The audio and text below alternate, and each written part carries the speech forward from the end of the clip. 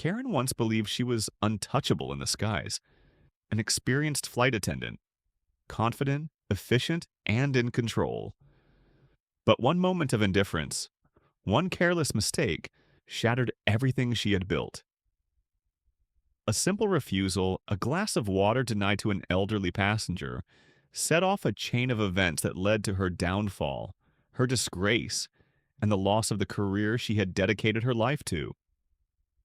Cast out of the industry, drowning in regret, she was forced to confront the hard truth. She had forgotten why she ever chose this path. But redemption is never easy, and second chances aren't handed out freely. As Karen struggles to rebuild herself, she must prove, not just to others, but to herself, that she is capable of change, that she can rise again.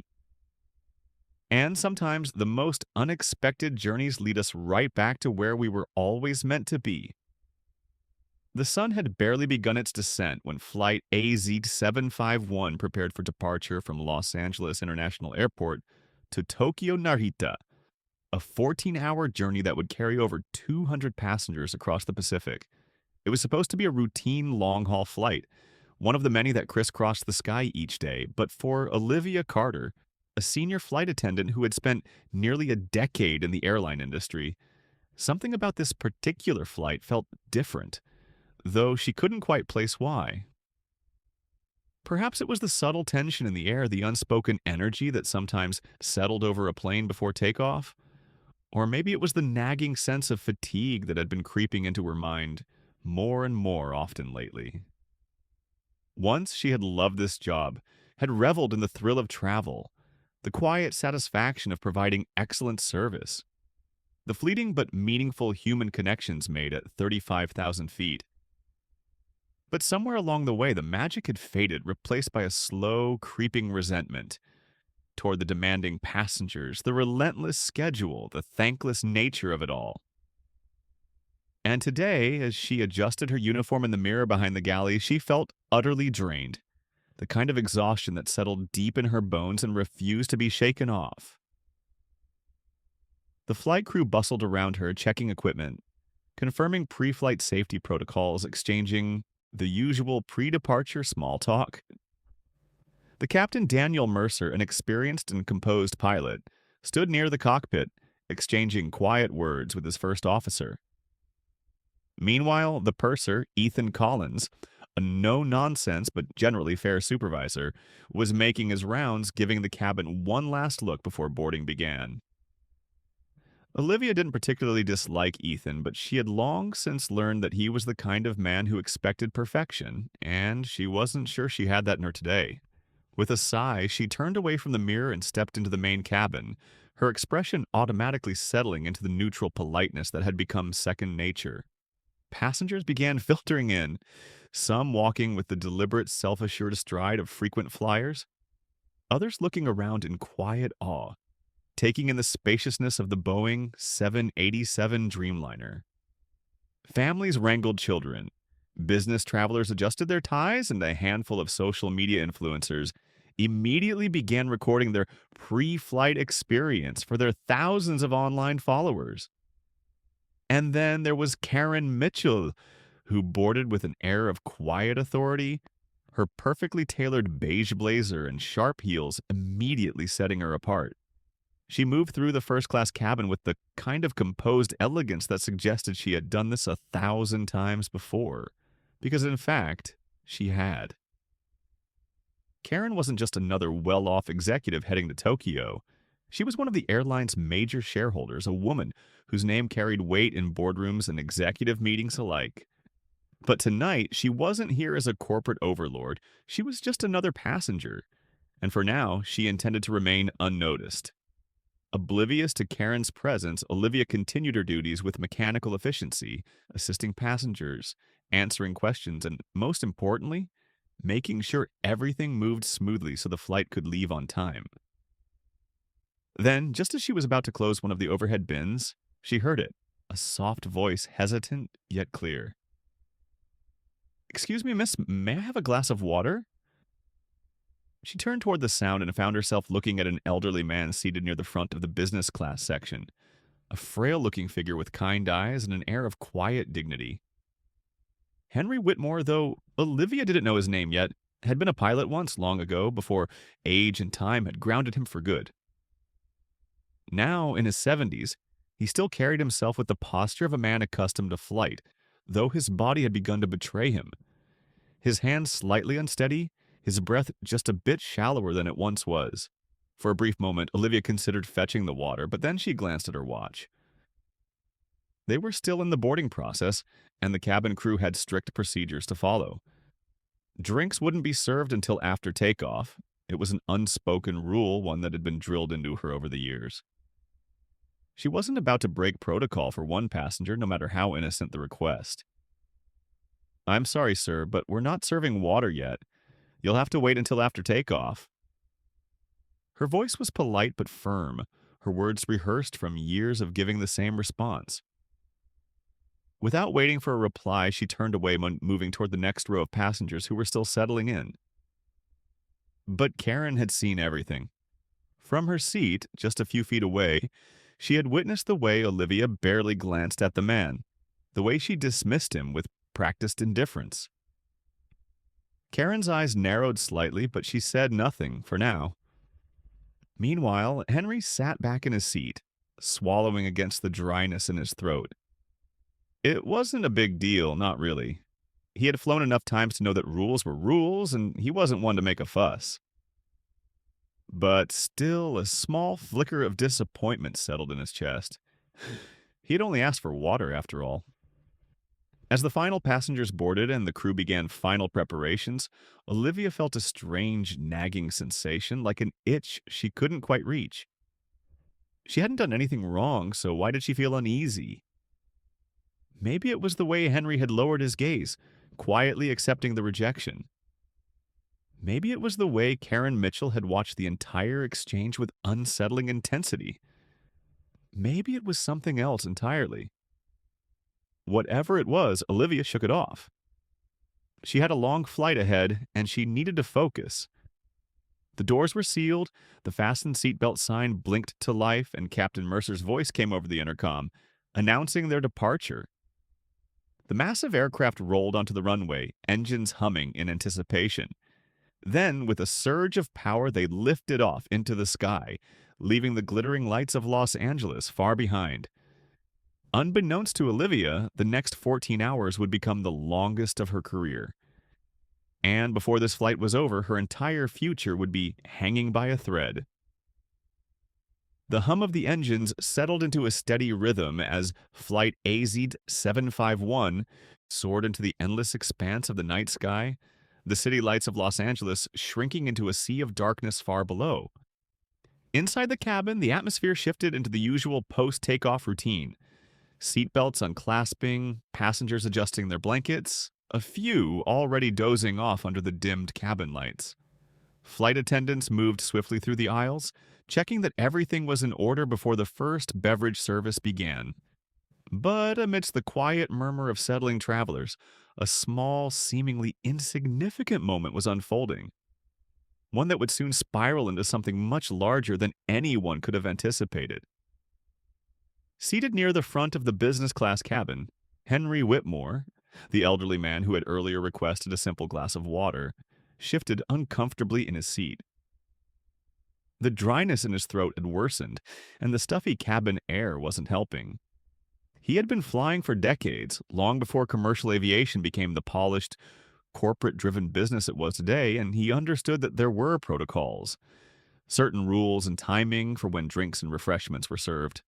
But still, he had hoped that a simple request for water wouldn't be such an inconvenience. He cleared his throat softly, the sound barely audible over the ambient noise of the aircraft, then pressed the small silver call button above his seat. A soft chime echoed above him, signaling his request. He waited, his fingers lightly tapping against the armrest, trying to ignore the wave of unease settling in his chest. Several rows behind him, Karen Mitchell glanced up from her tablet, her sharp eyes immediately landing on the illuminated call button above Henry's seat. She had been keeping an eye on the old man since boarding, having witnessed the way he had been dismissed so effortlessly before takeoff. Karen wasn't the type to involve herself in every minor inconvenience she witnessed. She was far too accustomed to the polished, curated facades of business class travel, where people rarely acknowledged each other beyond polite nods. But something about this interaction had unsettled her, an uncomfortable familiarity she couldn't quite place, like the memory of something she had seen before but hadn't yet processed. She watched, waiting to see if Olivia, the flight attendant who had so casually brushed Henry off earlier, would respond this time. For a few moments, nothing happened. The call button remained lit, unanswered. Across the aisle, a few passengers glanced up, their expressions shifting slightly as they noticed the small oversight. It wasn't unusual for a call button to go ignored for a minute or two, especially during the busy first stretch of a long-haul flight. But the silence stretched on longer than it should have. Karen's lips pressed into a thin line. This wasn't just an oversight anymore, it was a deliberate choice. Finally, Olivia appeared. Though her approach was noticeably slow, her pace hesitant, as if debating whether or not to acknowledge the request at all. She came to a stop beside Henry's seat, her expression unreadable but her posture stiff, like someone who had already decided this interaction was an inconvenience before it had even begun. "Yes?" she asked, her tone polite but flat, lacking any trace of warmth or genuine attentiveness. Henry, ever patient, offered a small, weary smile, though it was tinged with something else, an almost imperceptible disappointment that Karen caught instantly.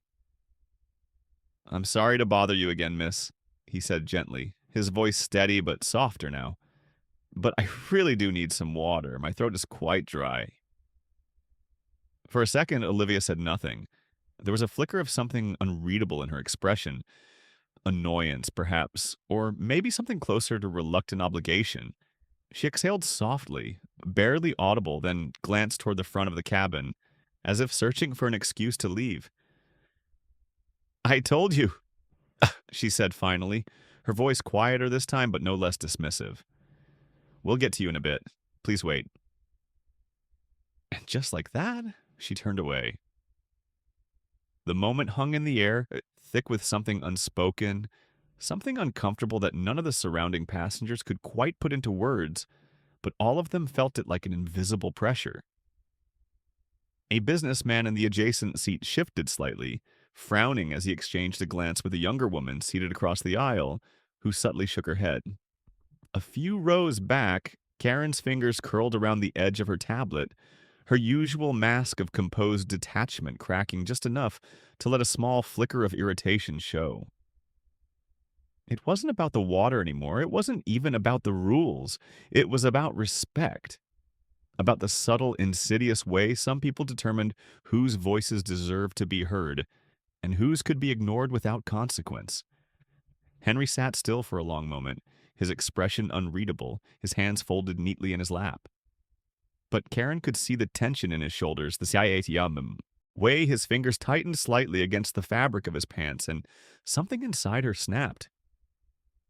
Without hesitation, she reached up and pressed her own call button. The chime rang out again, this time with more weight, as if carrying the unspoken energy of the entire cabin's silent discontent.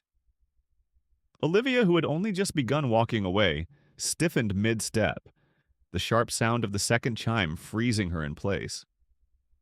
Slowly she turned her head, her eyes flicking toward the newly illuminated button above Karen's seat.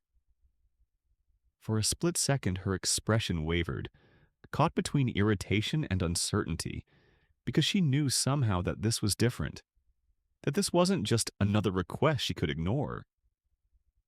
Karen sat with an air of unshaken authority, her hands folded neatly over her tablet, her gaze meeting Olivia's with an expression so piercingly neutral, it felt like a silent challenge. "Bring him the water," Karen said, her tone calm but edged with quiet steel. A hush fell over the nearby rows.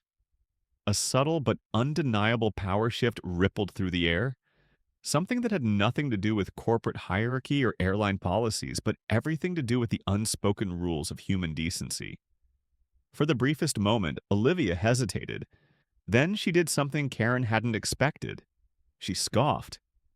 A short, almost disbelieving exhale as if the request, no, the demand, was somehow beneath her. And then, without a word, she turned on her heel and walked away. Karen's jaw tightened. Across the aisle, the businessman let out a quiet breath of disbelief, shaking his head. The younger woman beside him whispered something to her seatmate, their eyes lingering on Olivia's retreating figure with a mix of confusion and quiet disapproval. And Henry? Henry simply lowered his gaze, not saying another word. But Karen wasn't done. Not even close. Without hesitation, she reached for her seatbelt, unfastened it with a quiet click, and rose from her seat. She wasn't about to let this go, because unlike Olivia, she had spent her entire life in a world where power meant accountability. And if this airline had forgotten that, she was about to remind them. The hum of Flight AZ-751 continued, steady and unbothered, slicing through the darkness of the Pacific night as if nothing had happened. But inside the cabin, the atmosphere had shifted. A quiet, tense undercurrent now ran beneath the usual rhythms of air travel, a barely perceptible shift that most passengers might not have noticed consciously, but all of them felt.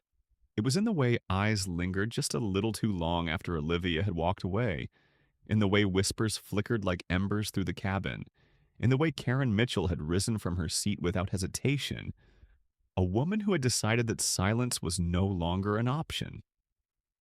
She wasn't the type to make a scene, not unnecessarily at least. She had spent years, decades even, navigating the precarious world of corporate power, where the ability to remain composed under pressure was more valuable than gold. But she had also learned something else, something more important. Power meant nothing if it wasn't used when it mattered. And right now, at this moment, it mattered. It mattered because Henry Whitmore mattered. Karen moved with the kind of deliberate control that turned heads without effort, her heels clicking softly against the carpeted floor of the aisle, the measured grace of someone who had walked into countless rooms where she was the only woman, the only person expected to prove themselves. Her expression didn't shift as she made her way to the galley at the front of the cabin, where Olivia had disappeared moments before. She wasn't marching in like some enraged passenger demanding compensation over a cold meal. She was moving like someone who already knew the outcome, like someone who was about to remind the world exactly who they were dealing with. The galley was a contained chaos of controlled efficiency, where flight attendants moved with choreographed precision, preparing for the first drink service. The scent of reheated meals lingered in the air, blending with the subtle antiseptic tang of airplane cleanliness. Olivia stood near the coffee station, her back turned, fingers tapping against the metal counter. Agitated, restless, knowing full well that she was being watched. Karen didn't stop until she was within a few feet of her, just close enough that Olivia had no choice but to acknowledge her presence. "Miss?" Karen's voice was calm even, but edged with quiet steel. Olivia's shoulders tensed. She turned slowly, her face carefully neutral, though Karen caught the flicker of irritation behind her eyes, the kind that came from someone who was accustomed to having their authority go unquestioned. "Yes?" Olivia asked, her voice clipped. Karen tilted her head slightly, not missing a beat. "I believe you forgot something," she said, and her words weren't a question, they were a statement, a correction. Olivia blinked, feigning confusion, but Karen saw the way her fingers curled slightly at her sides. "I don't believe I have," Olivia replied, her tone smooth but artificial, brittle in a way that only people who were losing control ever sounded. Karen arched an eyebrow, her patience razor thin. She had spent years dealing with people like this. People who mistook rules for righteousness, who used policies as shields instead of guidelines meant to ensure decency. She could see it now, the justification spinning behind Olivia's eyes. The unspoken defense forming, it's protocol, it's not personal, I was just following orders. But Karen didn't care for excuses, not today. You refused a simple request for water, Karen said, her voice still even, still unreadable. Twice. A beat of silence stretched between them, taut as a drawn wire. Olivia shifted her weight slightly, eyes flicking past Karen, scanning the galley as if looking for backup, but none of her colleagues stepped in to rescue her. They were watching, waiting. I told him. Karen's smile didn't reach her eyes. I heard what you told him, she cut in smoothly. We all did. The words landed like a quiet blow, and for the first time, Olivia's carefully constructed composure cracked, just a little. Karen took a step closer, her voice dropping slightly, not in volume, but in weight, in the way that made people listen, made people reconsider their choices.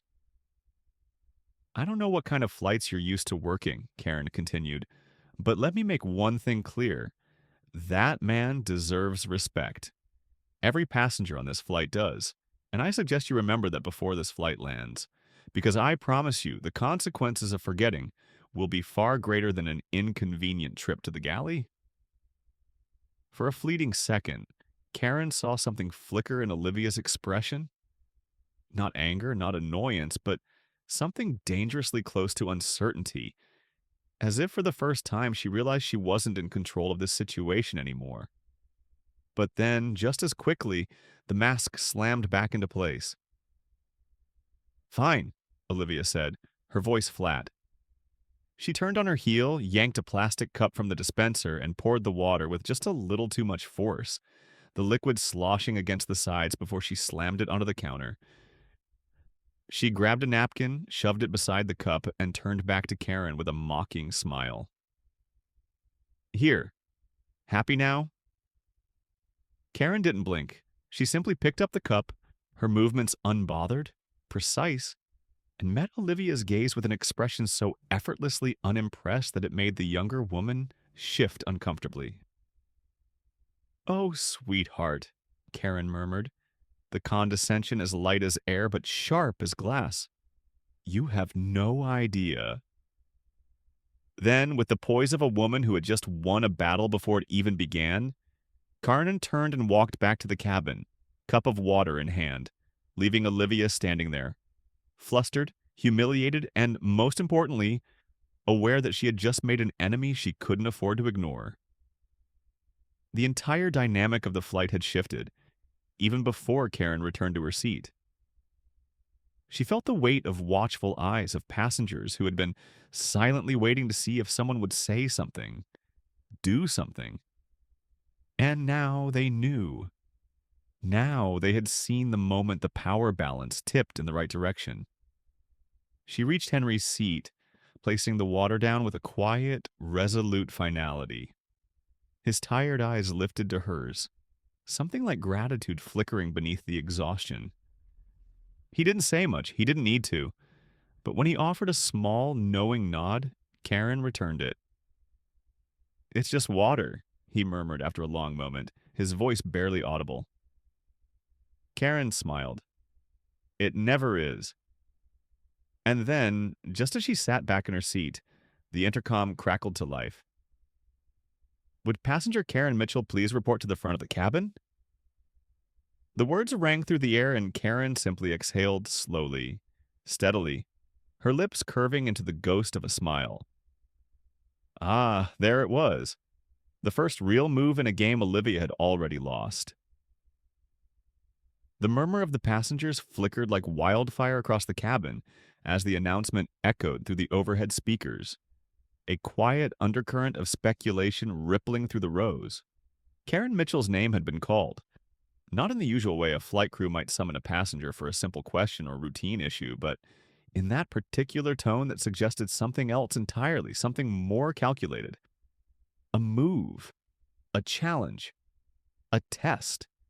And Karen? Well, she had spent far too many years dismantling power plays in boardrooms and watching corporate men crumble under the weight of their own arrogance to be remotely fazed by what was coming next.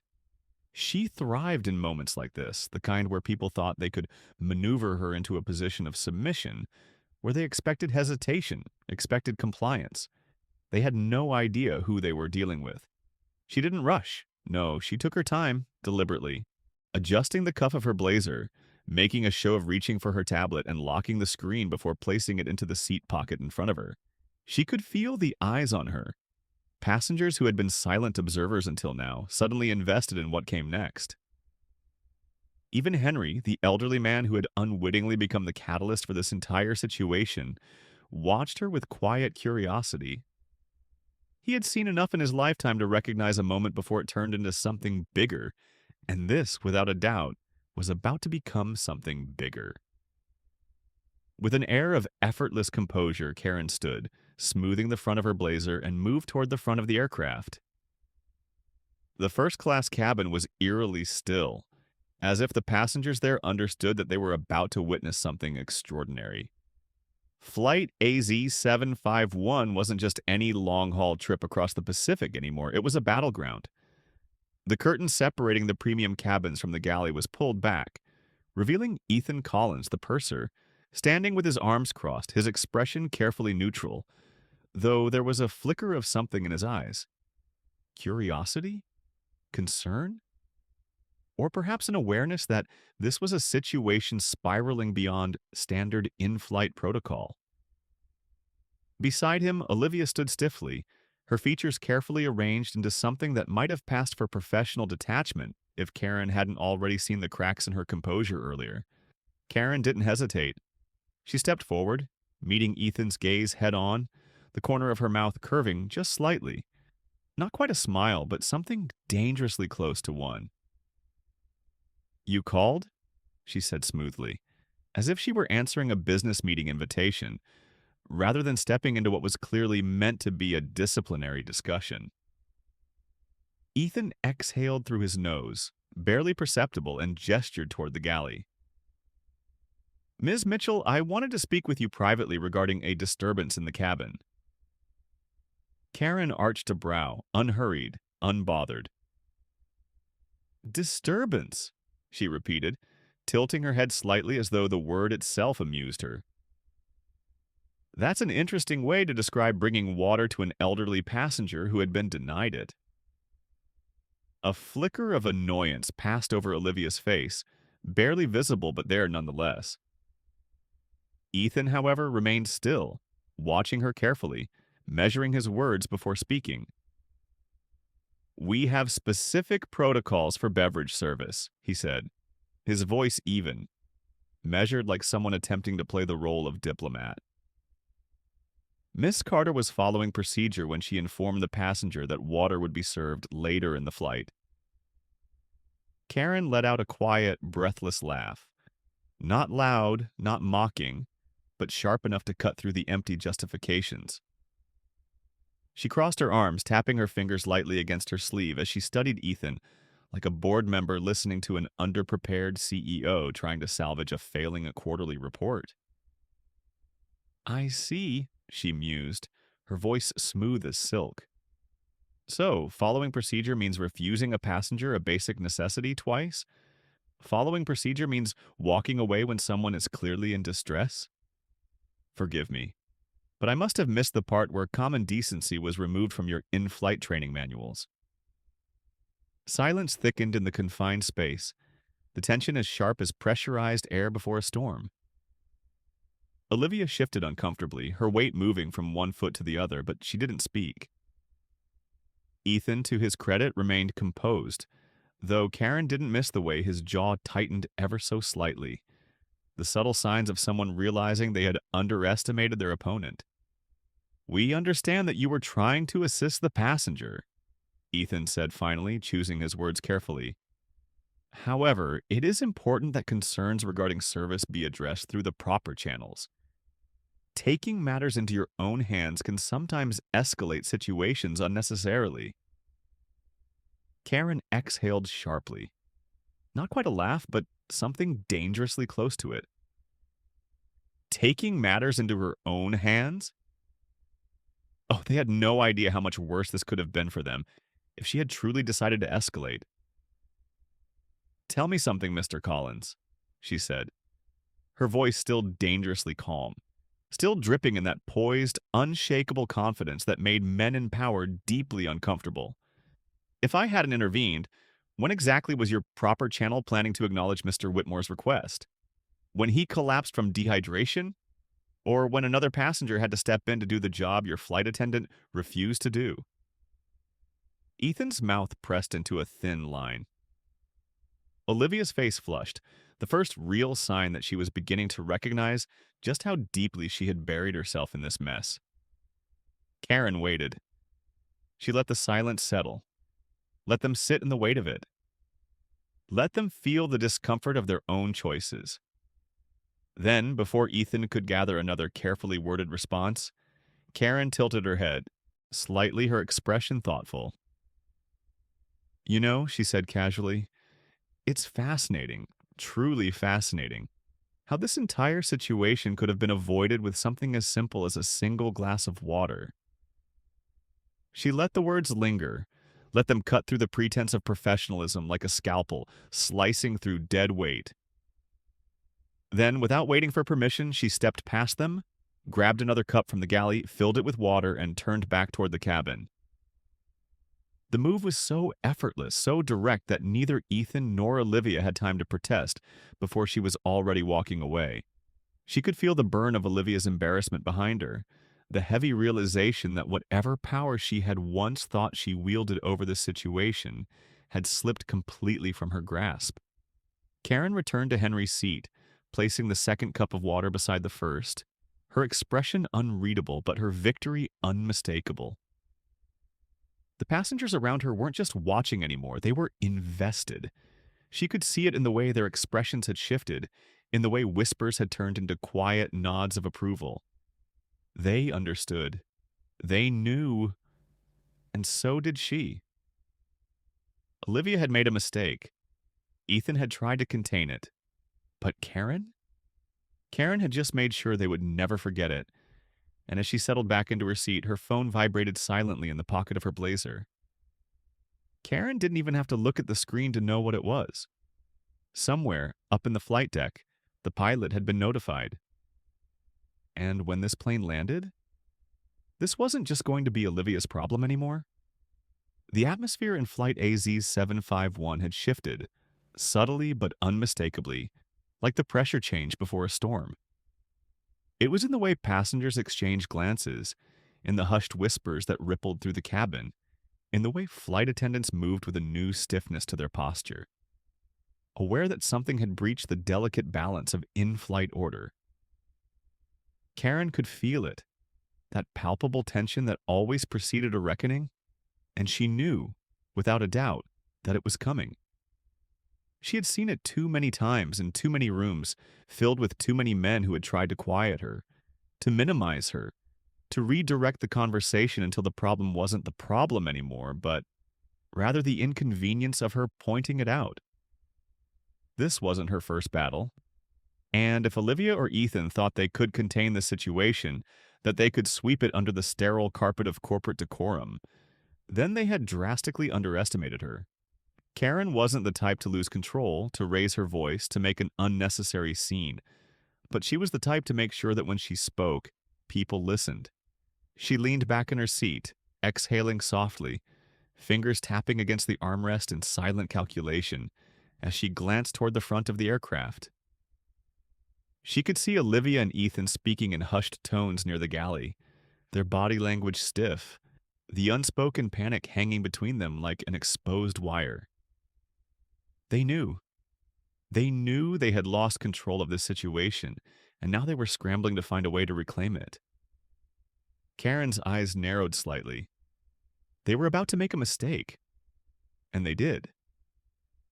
Ethan squared his shoulders, exhaling through his nose, his expression shifting into something more resolved, more forced, like a man who had just decided that if he couldn't defuse the situation, he'd try to intimidate his way through it instead. A rookie move. She had seen CEOs crumble trying the same approach. With a curt nod to Olivia, Ethan stepped out from behind the galley and made his way down the aisle, his stride measured, his jaw tight. Karen tilted her head slightly, watching him with mild amusement, like a queen observing a knight marching into a battle he had already lost. He stopped beside her row, his hands clasped behind his back in that all too familiar stance of corporate authority, the kind men in suits used when they were about to patronize someone with rehearsed professionalism. "Ms. Mitchell," he began, his voice smooth, carefully controlled. "I'd like to have a word with you, privately." Karen didn't move, didn't blink. She let his words settle, let the surrounding passengers register them. Let the moment stretch just long enough that the weight of their attention shifted fully onto the exchange.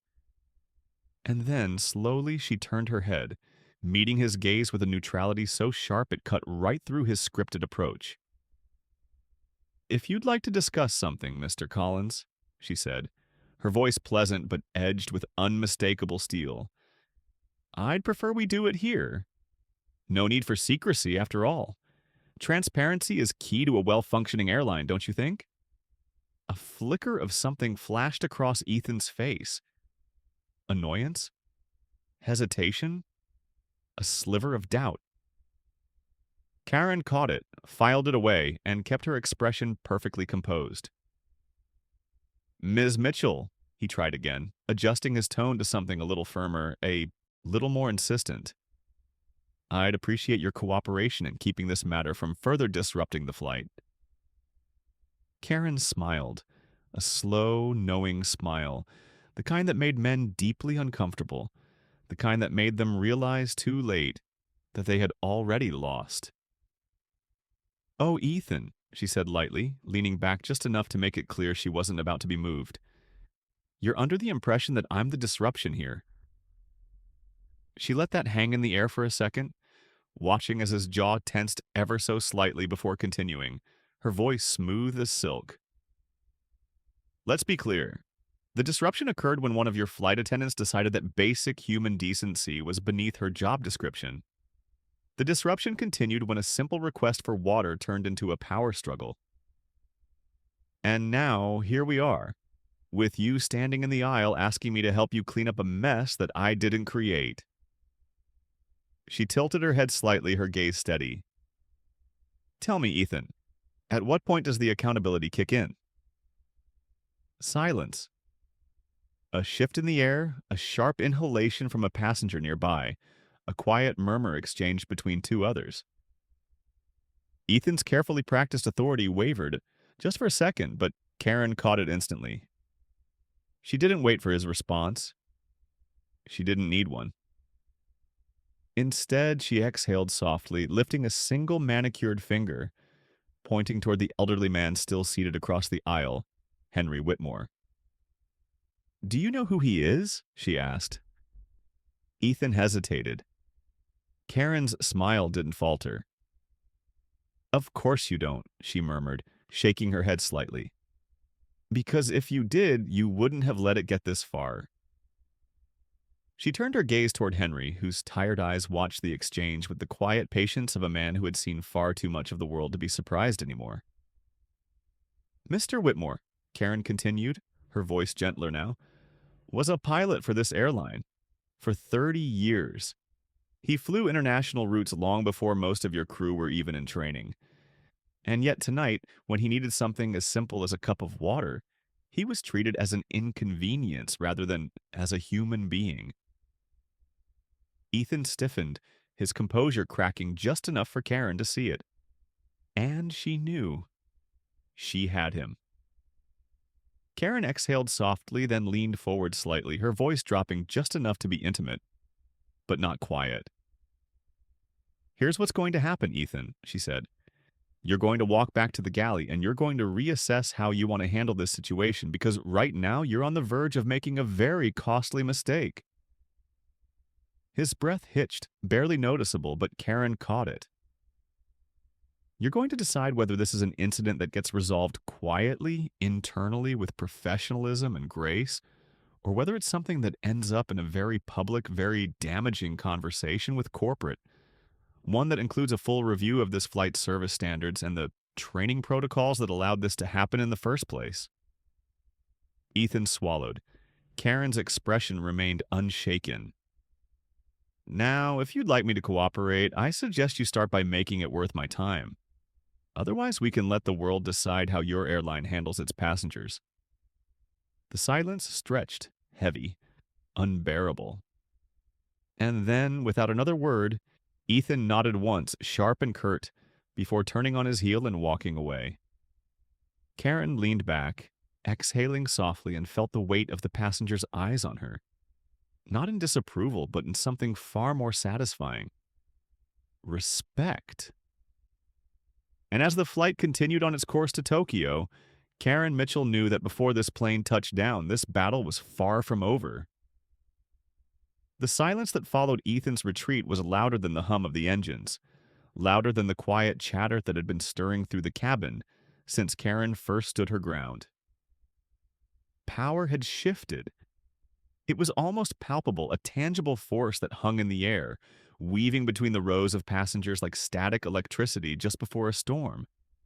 Karen Mitchell didn't need to turn around to see the expressions on the faces behind her.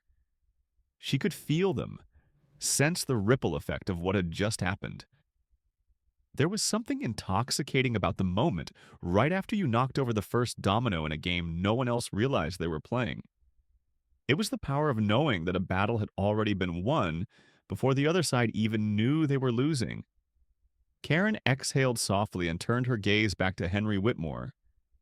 He was still seated, still watching, but there was a difference now. His eyes weren't just tired anymore.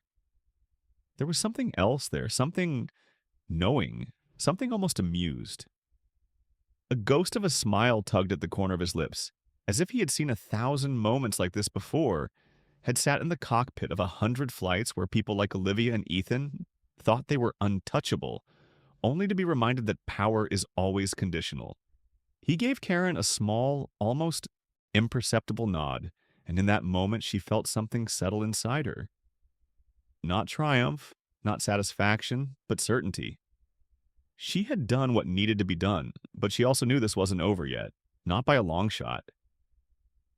She returned to her seat, smoothing her blazer with effortless composure, though she was keenly aware that eyes were still on her.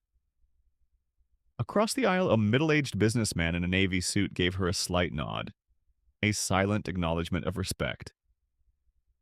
A younger woman, barely in her 20s, stole a glance at her with something close to admiration, as if watching someone do something she had always wanted to do, but had never dared. Even the flight attendants who moved past her now walked differently, more careful, more restrained, their hands steadying trays that suddenly felt heavier under the weight of scrutiny. And then, just as Karen expected, Olivia resurfaced. It was subtle at first, the sharp click of her heels against the carpeted aisle, the forced neutrality in her expression that Karen recognized instantly. It was the look of someone trying to pretend they were still in control when, in reality, they had already lost. Olivia's movements were too careful now, too deliberate, as if she had spent the last few minutes trying to rehearse the perfect response, trying to figure out how to salvage her ego without looking like she was retreating. Karen had seen it too many times in too many boardrooms. A wounded ego always tried to stitch itself back together with forced authority. She stopped beside Karen's row, standing just a fraction too stiffly, her hands clasped in front of her like a child being forced to apologize. "Ms. Mitchell," Olivia said, her voice smooth but just a bit too tight at the edges. "I'd like to offer my apologies if there was any misunderstanding earlier." Karen blinked, slow, calculated, before tilting her head ever so slightly. "A misunderstanding?" she echoed, her voice dripping with quiet amusement, as if she were genuinely entertained by the sheer audacity of what she was hearing. Karen heard the businessman across the aisle exhale sharply through his nose, as if suppressing a laugh. A few rows behind them, a passenger shifted, clearly listening now. Olivia swallowed. "I didn't mean to come across as dismissive earlier," she tried again, forcing a smile that didn't quite reach her eyes. "It's just that we have protocols in place for service order, and I was simply trying to follow them." Karen tapped a single manicured nail against the armrest, letting the rhythm settle before speaking. "Olivia," she said, her voice gentle but razor sharp, "do you know what I do for a living?" There was the slightest flicker of hesitation in Olivia's eyes. No, I don't," she admitted, trying to sound neutral. Karen smiled, slow and deliberate. I sit on the executive board of this airline. A sharp intake of breath, a shift in the air. For the first time, Olivia visibly faltered. Karen let that moment breathe, let it sink in, let the realization claw its way through Olivia's carefully constructed mask. And you know what's interesting about that? Karen continued, her tone almost conversational, as if she were discussing the weather instead of dismantling Olivia's entire career in real time. It means I have access to every internal report filed for in-flight incidents, every passenger complaint, every single employee performance review. Olivia wasn't breathing now. Karen tilted her head slightly. And I find myself wondering, she mused, what I might find if I decided to take a look at yours. Silence.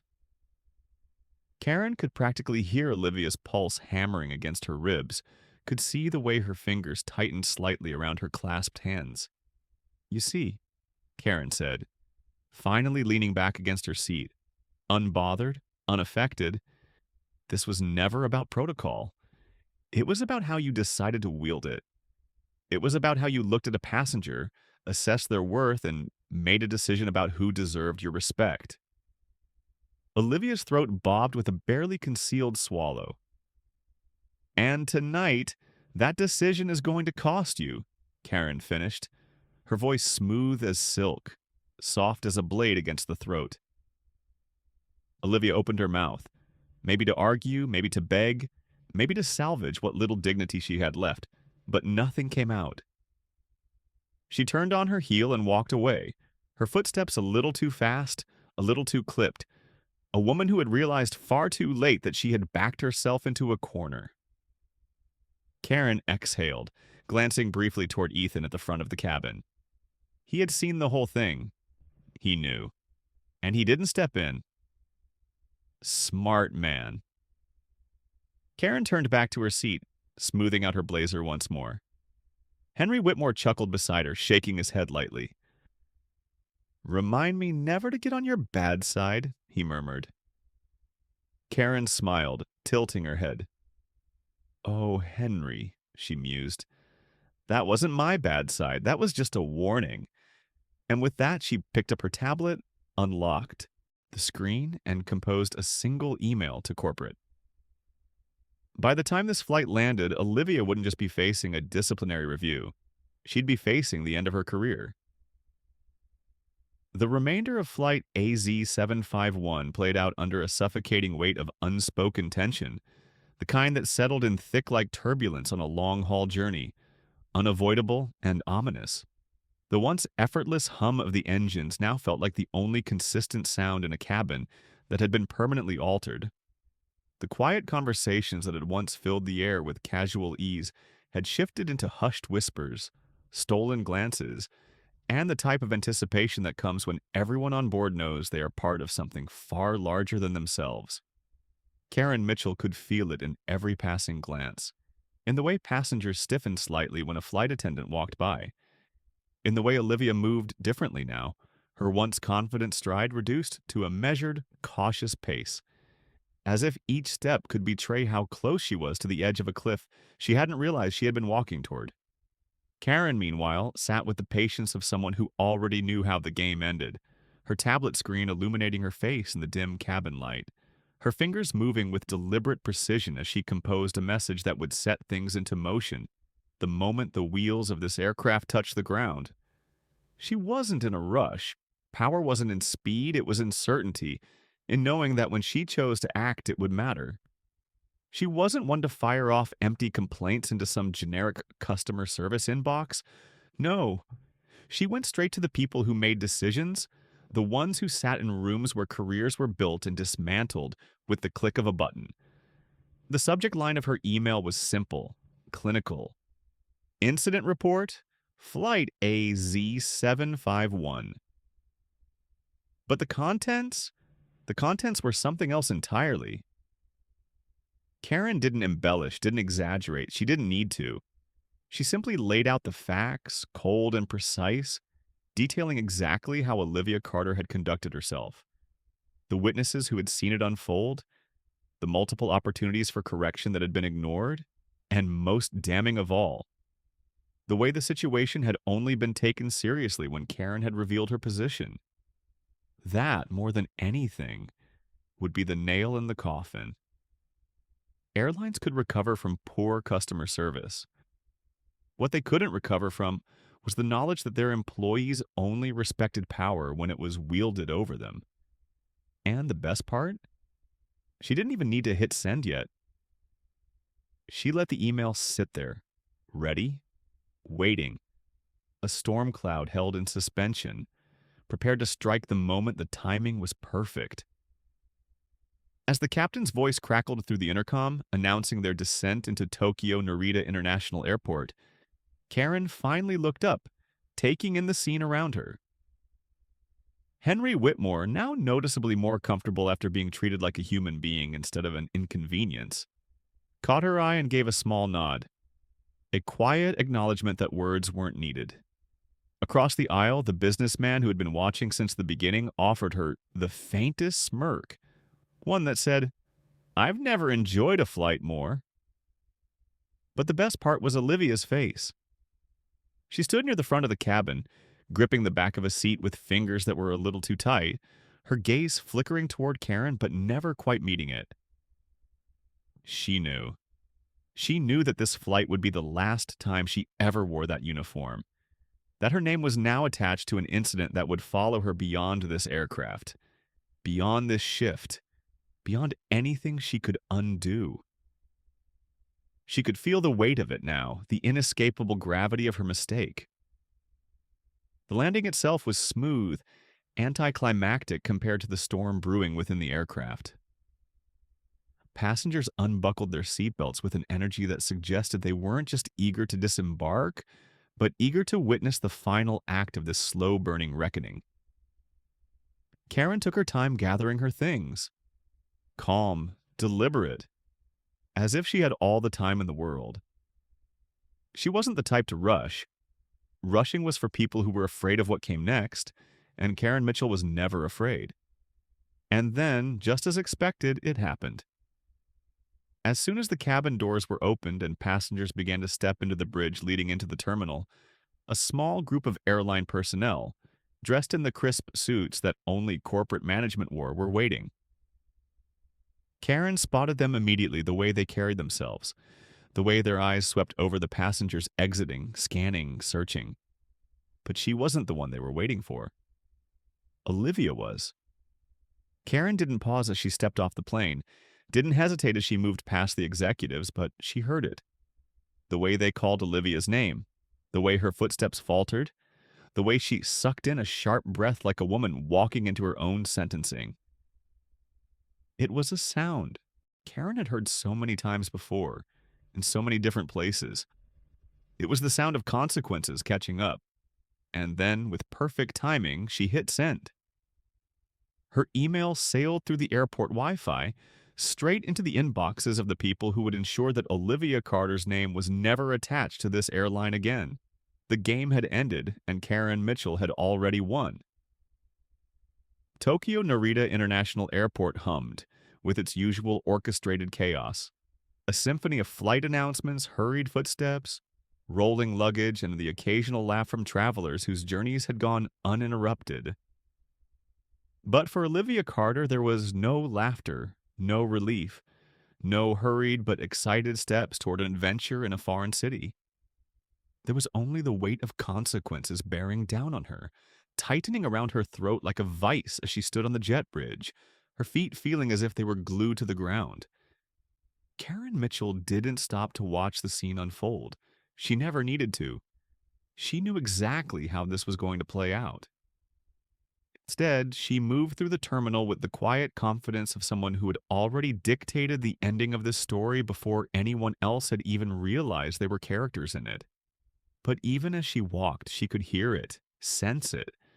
The way Olivia had been called aside, the way Ethan Collins had paused only for a fraction of a second before accepting that his intervention had been futile, the The way the three suited executives standing just outside the aircraft door spoke in clipped professional tones, their expressions betraying nothing but their presence, saying everything. Karen took her time, stepping into the sleek, modern expanse of Narita's arrivals area, where a sea of passengers dispersed toward immigration and baggage claim. She could have left it there. She had done her part, issued the strike, and left the battlefield. But Karen had never been one to turn away before the dust had fully settled. There was still one last thread to pull, one last move to ensure that the lesson delivered today would not be forgotten. She walked toward the airline's exclusive lounge, a space reserved for first-class passengers and corporate members, which, of course, included her. As she moved past the check-in counter, the receptionist greeted her with the practiced politeness that came with serving high-status travelers.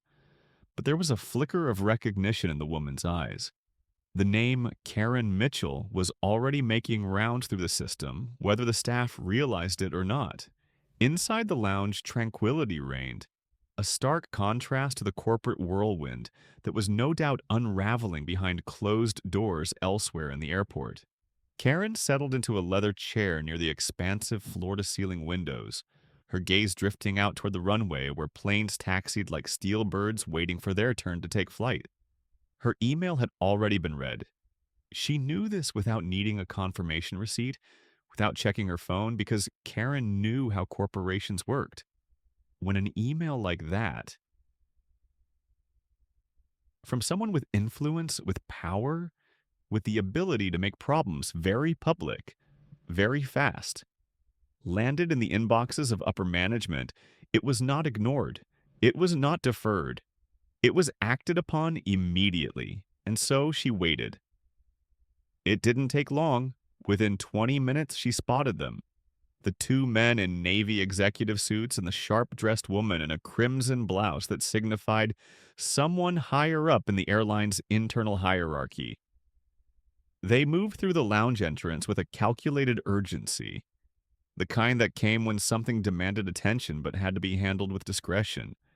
Karen set down her tablet, crossing one leg over the other, as she lifted her glass of water, a poetic touch, really, and took a slow, deliberate sip just as the trio reached her table. "Miss Mitchell," the woman in red greeted, her voice poised, professional but unmistakably cautious. "I'm Naomi Asakura, Vice President of In-Flight Services for Pacific Sky Airlines. May we have a moment of your time?" Karen set down her glass, offering a small, knowing smile. "Of course," she said smoothly. "I was expecting you." The three executives exchanged glances before taking the seats across from her, their movements careful, measured, as if treading across a field they hadn't yet mapped out. Naomi was the first to speak again. "First, I want to personally apologize for what you experienced on Flight AZ-751, she began. "I assure you this is not reflective of our airline's values, nor the level of service we strive to maintain." Karen simply nodded, allowing the statement to hang in the air, waiting. The trick with corporate people was never to rush to fill the silence, let them scramble to justify, to rectify, to attempt damage control. Naomi continued, clearing her throat lightly. "We've already begun an internal review regarding the conduct of Ms. Carter, as well as the handling of the situation by Purser Collins. While disciplinary action is pending final review, I want you to know that—" "She's already gone," Karen interrupted softly. Not a question, but a statement. Naomi hesitated. The two men beside her stiffened, but neither denied it. Karen smiled again, this time with something sharper beneath it. "Good." She reached for her tablet, tapping the screen once before setting it aside again.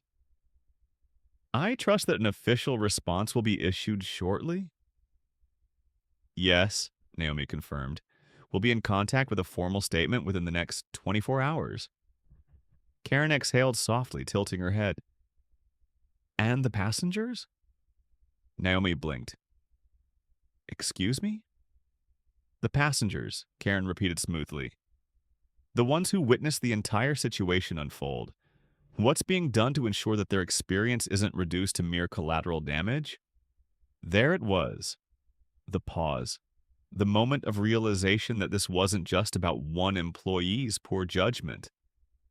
This was about the entire image of the airline, the trust of its highest paying customers, the whisper networks that could turn a single incident into a stain on the company's reputation. Naomi inhaled slowly, recalibrating. "We're preparing a customer relations effort," she said finally. "Passengers who were directly affected will be contacted, and compensatory gestures will be offered where necessary." Karen leaned back, satisfied. "See?" she murmured. "Now that's a start." The tension in the trio's shoulders eased slightly, the unspoken understanding settling between them that the storm had passed, but only because Karen had allowed it to. Naomi straightened, smoothing her blouse. "If there's anything else we can do to assure you of our commitment to service excellence—" "There is one thing," Karen interjected. She turned her gaze back to the window, watching as another plane lifted effortlessly into the sky. "The next time an employee of this airline is faced with a choice between following protocol or simply treating someone with basic human decency—" She turned back to them, eyes sharp, voice unwavering. "Make sure they know which one actually matters." A beat of silence, then a quiet, understanding nod. Karen picked up her tablet again, this time swiping away the email thread that had set all of this into motion. It was done. As the executives excused themselves and departed, Karen took another sip of her water, letting the coolness settle on her tongue. She had won this battle, but more importantly, she had changed the game. Karen Mitchell had played this game long enough to know that victory didn't always come in the form of a single battle won. It came in the ripples and the aftershocks that followed, in the way the narrative didn't just end when the flight landed, but instead continued to unfold in places where real change was made. She had expected the fallout from Flight AZ-751 to be swift, but even she was impressed by how quickly the airline moved to put out the fire she had so meticulously set. Within hours of stepping off the plane, before she'd even reached her hotel, her phone had buzzed with a formal response from Pacific Sky Airlines corporate offices, a carefully worded statement acknowledging the incident, outlining their commitment to service excellence, and assuring that necessary measures had been taken to prevent similar failures in the future. Predictable, polished, but entirely insufficient. She didn't need a hollow public relations statement. She needed proof that they understood the weight of what had transpired. And proof, as it turned out, came the next morning in the form of headlines. Karen sat at the corner table of a high-rise executive lounge, sipping her espresso as she scrolled through the news on her tablet, a satisfied smirk tugging at the edges of her lips. The story had leaked, not from her, but from someone inside the company, someone who had undoubtedly recognized that this wasn't just an isolated incident, but rather a symptom of a deeper issue within the airline's culture. The headlines varied in tone, but the message was the same. Major airline faces backlash. After flight attendant denies elderly passenger water. Corporate executive witnesses discrimination at 35,000 feet. And airline in crisis when customer service fails the most loyal travelers. The public had picked up the scent of injustice, and now the airline was scrambling to contain a narrative they no longer controlled. Karen set her tablet down and exhaled slowly, tapping her manicured nails against the ceramic rim of her cup as she considered her next move. The airline had acted fast, yes, but they had only done so because she had forced their hand. Without her influence, without the leverage of her name, would anything have changed at all? Or would Olivia Carter have been allowed to continue unchecked, another cog in a machine that rewarded compliance over accountability? That was the real issue here. Not just one flight attendant's poor judgment, but a systemic failure in the way airlines handled customer relations, in the way power was distributed among their employees, in the way arrogance and entitlement were so often excused under the guise of following protocol. She wasn't interested in a one-time apology. She wanted systemic change.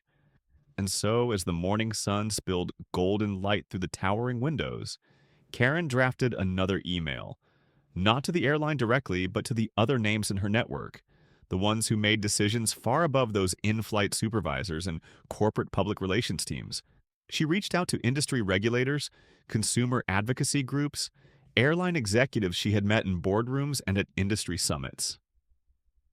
She laid out the bigger picture, not just what had happened on Flight AZ-751, but what it represented. A failure in training, in leadership, in recognizing that every passenger deserved dignity regardless of how much they paid for their seat. The responses were immediate and decisive. Within days, conversations had begun in places far beyond Pacific Sky Airlines. Other airlines took notice, watching how the situation was handled, evaluating their own policies to ensure they wouldn't be next in the line of fire. Regulators issued statements, reminding carriers of their obligations to customer care and reinforcing passenger rights policies that had long been neglected. Whistleblowers from inside the industry started speaking up, sharing their own stories of similar misconduct, revealing how often incidents like this went unreported, swept under the rug by middle management afraid of corporate backlash. Karen had started a movement without ever intending to, and as the week unfolded, she found herself fielding requests for interviews, invitations to roundtable discussions on airline service ethics, private messages from executives who suddenly wanted her insight on improving customer relations. It was in many ways exactly what she had anticipated, but what she hadn't expected was how personal some of the responses would be. She received an email from a retired pilot who had flown for Pacific Sky Airlines for nearly 40 years, thanking her for standing up for Henry Whitmore and admitting that he had witnessed similar treatment of elderly passengers over the years, but had felt powerless to stop it. A message from a young black woman in flight attendant training who told her that watching what had happened on Flight AZ-751 made her realize she never wanted to become the kind of crew member who wielded power over passengers instead of serving them with respect. And perhaps most unexpected of all, a message from Olivia Carter herself. Karen almost didn't open it. It would have been easy to ignore, to delete it and move on, knowing that the woman who had started all of this had finally faced the consequences she deserved. But curiosity got the better of her, and so, sitting in the quiet luxury of her suite, she tapped the email open. It was shorter than she expected. Ms. Mitchell, I know there's nothing I can say that will undo what happened. I won't make excuses for my actions. I was wrong, and I know that now. Losing my job has made me realize just how much I took for granted, and how much I let my own biases dictate how I treated people. I don't expect forgiveness, but I do want you to know that I'm trying to learn from this. I hope one day I can prove that I'm more than the worst version of myself that you saw that night. Karen read the email twice. She didn't reply. Not because she didn't believe in redemption, but because redemption wasn't something you asked for. It was something you earned. Olivia Carter would have to decide what she did with the lessons she had been forced to learn. Whether she would grow from it or let it define her was entirely up to her. And as Karen closed her laptop and gazed out over the Tokyo skyline, she realized that this wasn't the end of the story. It was just the beginning. The ripple effect of that single flight had reached far beyond the cabin of AZ-751. It had touched the industry itself, forcing conversations that airlines had avoided for years. And maybe, just maybe, it would make sure that the next elderly passenger, the next vulnerable traveler, the next person who just needed a little bit of basic kindness, would never have to fight for it at 35,000 feet again. And for the first time since stepping onto that flight, Karen truly smiled. Karen Mitchell had always known that change didn't happen in a vacuum. It didn't unfold in a neat, predictable manner, nor did it always announce itself with fanfare. It started in small fractures, in subtle but deliberate shifts in perspective, in moments where the right people witnessed the wrong thing and decided they could no longer stay silent. Flight AZ-751 had ended days ago, but its consequences were still reverberating, stretching beyond the confined cabin where it had all begun, spilling into boardrooms, media outlets, policy discussion. But a systemic failure in the way airlines handled customer relations, in the way power was distributed among their employees, in the way arrogance and entitlement were so often excused under the guise of following protocol. She wasn't interested in a one-time apology. She wanted systemic change. And so, as the morning sun spilled golden light through the towering windows, Karen drafted another email, not to the airline directly, but to the other names in her network, the ones who made decisions far above those in-flight supervisors and corporate public relations teams. She reached out to industry regulators, consumer advocacy groups, airline executives she had met in boardrooms and at industry summits. She laid out the bigger picture, not just what had happened on Flight AZ-751, but what it represented. A failure in training, in leadership, in recognizing that every passenger deserved dignity regardless of how much they paid for their seat. The responses were immediate and decisive. Within days, conversations had begun in places far beyond Pacific Sky Airlines. Other airlines took notice, watching how the situation was handled, evaluating their own policies to ensure they wouldn't be next in the line of fire. Regulators issued statements, reminding carriers of their obligations to customer care and reinforcing passenger rights policies that had long been neglected. Whistleblowers from inside the industry started speaking up, sharing their own stories of similar misconduct, revealing how often incidents like this went unreported, swept under the rug by middle management afraid of corporate backlash.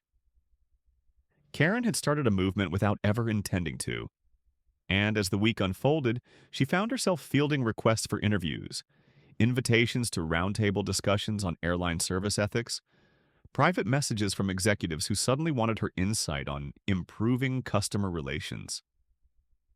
It was in many ways exactly what she had anticipated, but what she hadn't expected was how personal some of the responses would be. She received an email from a retired pilot who had flown for Pacific Sky Airlines for nearly 40 years, thanking her for standing up for Henry Whitmore and admitting that he had witnessed similar treatment of elderly passengers over the years, but had felt powerless to stop it. A message from a young black woman in flight attendant training who told her that watching what had happened on Flight AZ-751 made her realize she never wanted to become the kind of crew member who wielded power over passengers instead of serving them with respect. And perhaps most unexpected of all, a message from Olivia Carter herself. Karen almost didn't open it. It would have been easy to ignore, to delete it and move on, knowing that the woman who had started all of this had finally faced the consequences she deserved. But curiosity got the better of her, and so, sitting in the quiet luxury of her suite, she tapped the email open. It was shorter than she expected. Ms. Mitchell, I know there's nothing I can say that will undo what happened. I won't make excuses for my actions. I was wrong, and I know that now. Losing my job has made me realize just how much I took for granted, and how much I let my own biases dictate how I treated people. I don't expect forgiveness, but I do want you to know that I'm trying to learn from this. I hope one day I can prove that I'm more than the worst version of myself that you saw that night. Karen read the email twice. She didn't reply. Not because she didn't believe in redemption, but because redemption wasn't something you asked for. It was something you earned. Olivia Carter would have to decide what she did with the lessons she had been forced to learn. Whether she would grow from it or let it define her was entirely up to her. And as Karen closed her laptop and gazed out over the Tokyo skyline, she realized that this wasn't the end of the story. It was just the beginning. The ripple effect of that single flight had reached far beyond the cabin of AZ-751. It had touched the industry itself, forcing conversations that airlines had avoided for years. And maybe, just maybe, it would make sure that the next elderly passenger the next vulnerable traveler, the next person who just needed a little bit of basic kindness, would never have to fight for it at 35,000 feet again. And for the first time since stepping onto that flight, Karen truly smiled. Karen Mitchell had always known that change didn't happen in a vacuum. It didn't unfold in a neat, predictable manner, nor did it always announce itself with fanfare. It started in small fractures, in subtle but deliberate shifts in perspective, in moments where the right people witnessed the wrong thing and decided they could no longer stay silent. Flight AZ-751 had ended days ago, but its consequences were still reverberating, stretching beyond the confined cabin where it had all begun, spilling into boardrooms, media outlets, policy discussion. This had never been about personal revenge. It was about fixing a broken system, ensuring that every passenger, whether they were a corporate executive, an elderly traveler, or a first-time flyer, was treated with the respect they deserved. The weeks passed and the world moved on. New headlines took over, new stories emerged. But Flight AZ-751 didn't disappear. It remained a quiet but permanent fixture in the background of the airline industry, referenced in meetings, whispered about in training sessions, used as an example of what not to do. Olivia Carter faded into obscurity, her name a footnote in an HR file somewhere. Henry Whitmore, the elderly man whose request for water had set everything into motion, received a personal apology from Pacific Sky Airlines' CEO himself, along with a lifetime membership to their loyalty program. As for Karen, she moved forward as she always did, not as a whistleblower, not as a public activist, but as a woman who had seen a flaw in the system and refused to let it stand. She continued flying, continued working, continued ensuring that her presence at Boisrot, whether known or unknown, reminded the airlines that they were being watched, that someone would always hold them accountable. One day, months later, as she settled into first class on another airline, she watched a young flight attendant approach an elderly woman seated near the front. The woman hesitated, glancing toward her tray table and the flight attendant. Without being asked, without waiting for an intercom call, without questioning whether or not the request was convenient, knelt beside her and asked, "Can I get you some water, ma'am?" Karen smiled to herself. Change had arrived. The lesson in this story is that power isn't just about authority, it's about responsibility. And respect isn't something to be granted based on status, but something owed to every individual, no matter their background. Flight AZ-751 became a battleground, not because of a major catastrophe, but because of a simple failure in human decency, a moment when an employee, entrusted with the care of passengers, chose dismissiveness over empathy, control over compassion.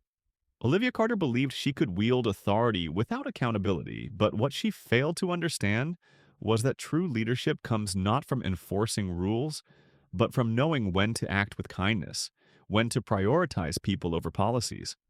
Karen Mitchell's response wasn't about revenge, it was about correcting a system that had normalized mistreatment under the guise of professionalism. This story reminds us that small injustices, when left unchallenged, can fester into cultural failures. It shows that one person speaking up, one moment of refusing to accept wrongdoing, can ripple outward, forcing change on a much larger scale. In the end, the most powerful lesson is that integrity matters, and even at 35,000 feet, accountability is never out of reach.